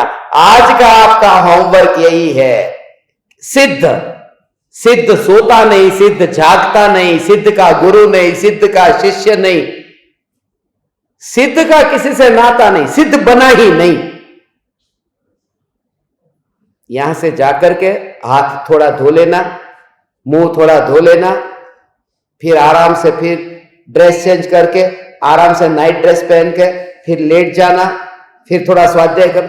हर एक क्रिया में ऐसे हाथ धो, ये करो वो करो। सिद्ध हाथ धोता नहीं, हाथ ही कहां है, ज्ञान ही भरा है। ऐसी एक एक क्रिया में ये प्रयोग करना है, ऐसा प्रयोग करना। और सिद्ध सोता नहीं है, तो ये सो गया वो कौन है? वो सिद्ध नहीं। सो जाए वो सिद्ध नहीं, और सुबह उठे तो ये कौन जागा? सिद्ध। जो सोया नहीं था वो कैसे जाग गया?